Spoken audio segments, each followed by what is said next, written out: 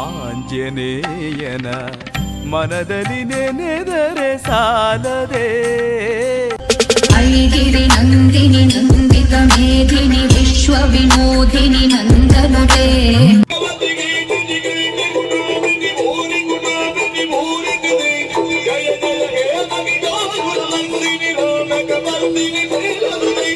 Voice of ಪುತ್ತೂರಿನ ಎಲ್ಲ ವೀಕ್ಷಕರಿಗೂ ಇವತ್ತಿನ ಹೊಸ ವಿಡಿಯೋಗೆ ಸ್ವಾಗತ.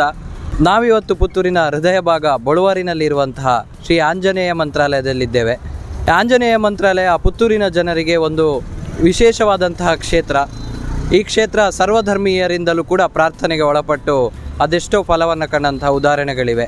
ಆಂಜನೇಯ ಮಂತ್ರಾಲಯಕ್ಕೆ ಸರಿಸುಮಾರು 83 ವರ್ಷಗಳ ಇತಿಹಾಸ ಇದೆ. 83 ವರ್ಷಗಳಿಂದ ಇಲ್ಲಿ ನವರಾತ್ರಿಯನ್ನು ಬಹಳ ವಿಶೇಷವಾಗಿ ಆಚರಣೆ ಮಾಡಿಕೊಂಡು ಬರಲಾಗ್ತಾ ಇದೆ. ಈ ಆಂಜನೇಯ ಮಂತ್ರಾಲಯದ ಮಹಿಮೆ, ಪ್ರತೀತಿ ಹಾಗೂ ಇತರೆ ಮಾಹಿತಿಗಳನ್ನು ನಮ್ಮ ಇವತ್ತಿನ ವಿಡಿಯೋದಲ್ಲಿ ನೋಡ್ಕೊಂಡು ಬರೋಣ. ವೀಕ್ಷಕರೇ, ನಾವೀಗ ಕೀರ್ತಿಶೇಷ ಮಹಾಲಿಂಗ ಮಣಿಯಾಣಿ ವೇದಿಕೆ ಮುಂಭಾಗದಲ್ಲಿದ್ದೇವೆ. ಆಂಜನೇಯ ಮಂತ್ರಾಲಯದ ಇತಿಹಾಸ ಏನು, ಅದರ ಒಂದು ಪ್ರತೀತಿ ಏನು, ಅಲ್ಲಿಯ ಕಾರಣಿಕೆ ಏನು, ಆ ಮಹಿಮೆ ಏನು, ಎಲ್ಲವನ್ನು ಕೂಡ ಮಹಾಲಿಂಗ ಮಣಿಯಾಣಿಯವರ ಮೊಮ್ಮಗ ನೀಲಂತ್ ಕುಮಾರ್ ನಮ್ಮ ಜೊತೆ ಇದ್ದಾರೆ. ಅವರ ಹತ್ರ ತಿಳ್ಕೊಂಡು ಬರೋಣ. ನಮಸ್ತೆ. ನಮಸ್ತೆ. ಈಗ ಆಂಜನೇಯ ಮಂತ್ರಾಲಯದ ಒಂದು ಇತಿಹಾಸವನ್ನು ಸಂಕ್ಷಿಪ್ತವಾಗಿ ನಮಗೆ ಹೇಳ್ಬೋದಾ? ಸುಮಾರು 84 ವರ್ಷಗಳ ಹಿಂಬದಿ ನಮ್ಮ ಅಜ್ಜ ಅಂದರೆ ಕೀರ್ತಿಶೇಷ ಮಹಾಲಿಂಗ ಮಣಿಯಾಣಿಯವರು ಓಂ ಶ್ರೀ ಶಕ್ತಿ ಆಂಜನೇಯ ಮಂತ್ರಾಲಯ ಇದನ್ನು ಸ್ಥಾಪಿಸಿರುತ್ತಾರೆ. ಅವರು ಮಂತ್ರವಾದ ಮತ್ತು ಜ್ಯೋತಿಷ್ಯದ ಮುಖಾಂತರ ಪಂಡಿತರು ಒಂದಲ್ಲಿ ಚಿರಪರಿಚಿತರಾಗಿ ಈ ಬಳುವಾರು ಪರಿಸರದಲ್ಲಿ ಹಾಗೂ ಇಡೀ ಪುತ್ತೂರಿನಲ್ಲಿ ಹೆಸರುವಾಸಿಯಾಗಿದ್ದರು. ಅವರ ಕೈಗುಣಕ್ಕೆ ಊರ ಹಾಗೂ ಪರ ಊರಿಂದ ಭಕ್ತಾದಿಗಳು ಬಂದು ತಮ್ಮ ಕಷ್ಟಗಳ ಅವರಲ್ಲಿ ಹೇಳಿ ಪರಿಹಾರವನ್ನು ಕಂಡುಕೊಳ್ತಿದ್ದರು. ಹಾಗೆ ತದನಂತರ ಅವರ ಕಾಲಾನಂತರ ಅವರ ಹಿರಿಯ ಪುತ್ರ ಕೃಷ್ಣ ಮಣಿಯಾಣಿಯವರು ಅವರು ಕೂಡ ಅದನ್ನು ತಕ್ಕ ಮಟ್ಟಿಗೆ ಅದನ್ನು ಮುಂದುವರಿಸಿ ಅವರು ಹೆಚ್ಚು ಸಮಯದ ಅದರ ನಂತರ ಅವರ ಕಿರಿಯ ಪುತ್ರ ನಾರಾಯಣ ಮಣಿಯಾಣಿಯವರು ಅವರು ಕೂಡ ನಡೆಸಿಕೊಂಡು ಬಂದರು. ಅವರ ಕಾಲದಲ್ಲಿ ಈ ಸಾಂಸ್ಕೃತಿಕ ಕಾರ್ಯಕ್ರಮ ಹಾಗೂ ಇತರ ಕಾರ್ಯಕ್ರಮಗಳಿಗೆ ಹೆಚ್ಚಿನ ಮೆರುಗು ಬಂದು ಊರಿನ ಸಮಸ್ತ ಭಕ್ತಾದಿಗಳ ಸಹಕಾರದಿಂದ ಒಂದು ತಕ್ಕ ಮಟ್ಟಿನ ವಿಜೃಂಭಣೆಯ ಬಳುವಾರಿನಲ್ಲಿ ನಡೀತಾ ಇದೆ. ಇದಕ್ಕೆಲ್ಲರೂ ಊರಿನ ಸಮಸ್ತ ಜನರ ಬೆಂಬಲ ನಮಗೆ ವ್ಯಕ್ತವಾಗ್ತಾಯಿದೆ. ಹಾಗೆಯೇ ಹಿರಿಯರಾದ ಪುತ್ತೂರಿನ ವೈದ್ಯರು ಡಾಕ್ಟರ್ MK ಪ್ರಸಾದ್ ಇವರು ನಮಗೆ ಈ ಕಾರ್ಯಕ್ರಮಗಳಿಗೆ ಬೆನ್ನೆಲುಬಾಗಿ ನಿಂತು ಪ್ರೋತ್ಸಾಹವನ್ನು ಕೊಡ್ತಾ ಇದ್ದಾರೆ. ಇಷ್ಟರವರೆಗೆ ನಮ್ಮ ಕಾರ್ಯಕ್ರಮವು ಬಳುವಾರು ಕಾರ್ಪೊರೇಷನ್ ಬ್ಯಾಂಕ್ ಮುಂಭಾಗದಲ್ಲಿ ನಡೀತಾ ಇತ್ತು. ಇದೀಗ ಈ ಬಾರಿ ಸುಬ್ರಹ್ಮಣ್ಯ ನಗರದ ಮೈದಾನದಲ್ಲಿ, ವಿಶಾಲ ಮೈದಾನದಲ್ಲಿ ಒಂದೇ ಕಡೆಯಲ್ಲಿ ಸಾಂಸ್ಕೃತಿಕ ಕಾರ್ಯಕ್ರಮ, ಅನ್ನದಾನ ಹೀಗೆ ಈ ವ್ಯವಸ್ಥೆಯನ್ನು ಈ ಬಾರಿ ಊರಿನವರ ಹಾಗೂ ಸಮಸ್ತ ಭಕ್ತಾದಿಗಳ ಸಹಕಾರದಿಂದ ನೆರವೇರಿಸ್ತಾ ಇದ್ದೇವೆ. ಈಗ 83 ವರ್ಷದ ಇತಿಹಾಸ ಇರುವ ಮಂತ್ರಾಲಯ, ಆಂಜನೇಯ ಮಂತ್ರಾಲಯ, ಆ ಬಿಲ್ಡಿಂಗ್ ಕಟ್ಟಡ ಅವತ್ತಿಂದ ಅದೇ ಥರ ಇದೆಯಾ? ಆಮೇಲೆ ನೀವೇನಾದರೂ ಜೀರ್ಣೋದ್ಧಾರ ರಿನೋವೇಟ್ ಏನಾದ್ರು ಮಾಡಿದ್ದೀರಾ? ಹೇಗೆ, ಅದ್ರ ಬಗ್ಗೆ ಸ್ವಲ್ಪ ಹೇಳ್ಬೋದಾ? ಅದು ಬಹಳ ಹಿಂದೆ ಅದು ಬೇರೆ ಜಾಗದಲ್ಲಿ ಬಳುವಾರಿನ ಇನ್ನೊಂದು ಭಾಗದಲ್ಲಿ ಚಟುವಟಿಕೆ ಆಗ್ತಾಯಿತ್ತು. ಆದ ನಂತರ ಒಂದು ಈ ಭಾಗಕ್ಕೆ ಬಂದು ಇಲ್ಲಿ ಅದೇ ರೀತಿಯಲ್ಲಿ ಮಟ್ಟಿನಲ್ಲಿ ಆಗ್ತಾಯಿದೆ. ಇನ್ನು ಮುಂದೆ ಅದಕ್ಕೆ ಬೇಕಾದಂತಹ ವ್ಯವಸ್ಥೆಗಳನ್ನು ರೂಪಿಸುವುದರಲ್ಲಿ ನಾವು ಊರಿನವರ ಹಾಗೂ ಭಕ್ತಾದಿಗಳ ಸಹಕಾರವನ್ನು ಯಾಚಿಸ್ತಾ ಇದ್ದೇವೆ. ಮುಂದಿನ ದಿನಗಳಲ್ಲಿ ಬೇರೆ ರೀತಿಯ ವ್ಯವಸ್ಥೆಯನ್ನು ಮಾಡಬೇಕು ಅಂತ ನಮ್ಮ ಮನಸ್ಸಿನಲ್ಲಿ ಇಚ್ಛೆ ಇದೆ. ಎಲ್ಲ ಊರಿನವರ ಸಹಕಾರವನ್ನು ಅದಕ್ಕಾಗಿ ಯಾಚಿಸ್ತಾ ಇದ್ದೇವೆ. ಈಗ ನಮ್ಮ ಈ ಆಂಜನೇಯ ಮಂತ್ರಾಲಯದಲ್ಲಿ ಕಲೆ, ನೃತ್ಯ ಹಾಗೂ ಸಂಗೀತ ಈ ಚಟುವಟಿಕೆಗಳು ಕೂಡ ನಿರಂತರವಾಗಿ ನಡೆಯುತ್ತಾ ಇದೆ. ಆಂಜನೇಯ ಯಕ್ಷಗಾನ ಕಲಾ ಸಂಘ, ಆಂಜನೇಯ ಮಹಿಳಾ ಯಕ್ಷಗಾನ ಸಂಘ, ಹಾಗೆಯೇ ಸಂಗೀತ ಅಭ್ಯಾಸ, ಭಾಗವತಿಗೆ ಅಭ್ಯಾಸ ಮುಂತಾದ ಚಟುವಟಿಕೆಗಳು ನಿರಂತರವಾಗಿ ಈ ಕ್ಷೇತ್ರದಲ್ಲಿ ನಡೀತಾ ಇದೆ. ಹಾಗೆ ಇಂಥ ಕಾರ್ಯಕ್ರಮಗಳಿಗೆ ನಮ್ಮೊಂದಿಗೆ ನಮ್ಮ ಊರಿನ, ನಮ್ಮ ಬಳುವಾರಿನ ಪರಿಸರದ ಎಲ್ಲ ಭಗವದ್ಭಕ್ತರು ನಮ್ಮೊಂದಿಗೆ ಸಹಕಾರವನ್ನು ನೀಡ್ತಾ ಇದ್ದಾರೆ. ಹಾಗೆ ನಮ್ಮ ಮಣಿಯಾಣಿ ಕುಟುಂಬಸ್ಥರು ಎಲ್ಲರೂ ಜೊತೆಯಾಗಿ ಸೇರಿಕೊಂಡು ಈ ಕಾರ್ಯಕ್ರಮಗಳನ್ನು ನಡೆಸ್ತಾ ಇದ್ದೇವೆ. ಮಂತ್ರಾಲಯದಲ್ಲಿ ನಡೆಯುವಂಥ ಸೇವೆಗಳ ಬಗ್ಗೆ ಒಂದು ಸ್ವಲ್ಪ ಹೇಳ್ಬೋದಾ?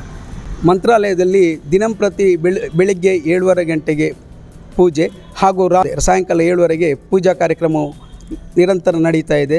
ಹಾಗೆ ವಿಶೇಷವಾಗಿ ಶನಿವಾರದಂದು ಬೆಳಿಗ್ಗೆ ಆಂಜನೇಯನಿಗೆ ಹಾಲಾಭಿಷೇಕ ಹಾಗೂ ಶನಿ ನಿವಾರಣಾ ದೋಷ ಪೂಜೆಗಳನ್ನು ಕೂಡ ಶನಿವಾರದಂದು ನಡೆಸ್ತಾ ಇದ್ದೇವೆ.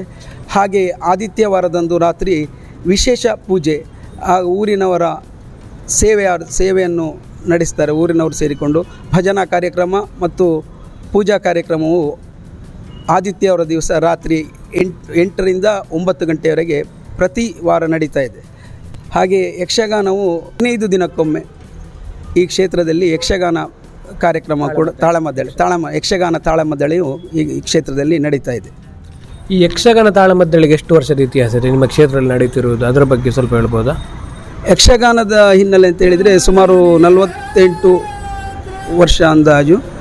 ಈಗ ಪ್ರಸ್ತುತ ಭಾಸ್ಕರ್ ಭಾರ್ಯ ಇವರ ನೇತೃತ್ವದಲ್ಲಿ ಯಕ್ಷಗಾನ ತಾಳಮದ್ದಳೆ, ಆಂಜನೇಯ ಯಕ್ಷಗಾನ ಕಲಾ ಸಂಘ ಹಾಗೆ ಪ್ರೇಮಲತಾ ರಾವ್ ಇವರ ಅಧ್ಯಕ್ಷತೆಯಲ್ಲಿ ಆಂಜನೇಯ ಮಹಿಳಾ ಯಕ್ಷಗಾನ ಕಲಾ ಸಂಘ ಹೀಗೆ ಕಾರ್ಯಕ್ರಮಗಳು ನಡೀತಾ ಇದೆ.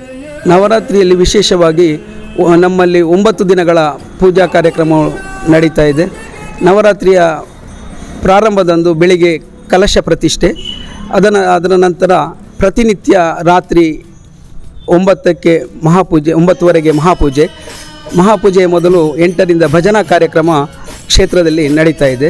ಹಾಗೂ ಕೊನೆಯ ದಿನ ನವಮಿಯಂದು ಶ್ರೀದೇವಿಯ ಉತ್ಸವವು ಬಳುವಾರಿನಿಂದ ಹೊರಟು ಮಹಾಲಿಂಗೇಶ್ವರ ದೇವಸ್ಥಾನ, ವೆಂಕಟರಮಣ ದೇವಸ್ಥಾನ, ಬಳಿಕ ಕೋರ್ಟ್ ರಸ್ತೆಯಾಗಿ ಪುನಃ ಕ್ಷೇತ್ರಕ್ಕೆ ಬಂದು ಉತ್ಸವವು ಸಂಪನ್ನಗೊಳ್ಳಲಿದೆ. ಹಾಗೆ ಈ ಉತ್ಸವದ ಪ್ರಾರಂಭದಲ್ಲಿ ಉರ್ಲಾಂಡಿಯಿಂದ ಸತ್ಯನಾರಾಯಣ ಪೂಜಾ ಸಮಿತಿ ಹಾಗೂ ಸರಸ್ವತಿ ಭಜನಾ ಮಂದಿರ ಇವರ ಜಂಟಿಯ ಆಶ್ರಯದಲ್ಲಿ ಉಲ್ಪೆ ತರುವಂತಹ ಕಾರ್ಯಕ್ರಮವು ನಡೆಯಲಿಕ್ಕಿದೆ. ಈ ಉಲ್ಪೆ ಕಾರ್ಯಕ್ರಮವು ಶ್ರೀ ಕ್ಷೇತ್ರಕ್ಕೆ ಬಂದ ಬಳಿಕ ಶ್ರೀದೇವಿಯ ಉತ್ಸವವು ಇಲ್ಲಿಂದ ಹೊರಡುವುದು.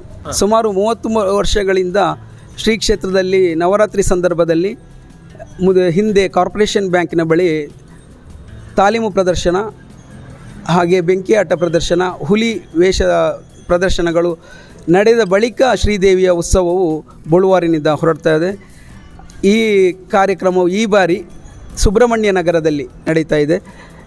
ಇದೇ ವೇದಿಕೆಯಲ್ಲಿ ಬಾರಿಸು ಕನ್ನಡ ಡಿಂಡಿಮ ಇವರಿಂದ ಸಾಂಸ್ಕೃತಿಕ ಕಾರ್ಯಕ್ರಮ, ನಂತರ ಮಾಣಿಲ ಮೇಳದವರಿಂದ ಯಕ್ಷಗಾನ ಬಯಲಾಟ, ದಕ್ಷ ಯಜ್ಞ ಗಿರಿಜಾ ಕಲ್ಯಾಣ ಎಂಬ ಯಕ್ಷಗಾನ ಕೂಡ ಇದೇ ವೇದಿಕೆಯಲ್ಲಿ ಜರಗಲಿರುವುದು.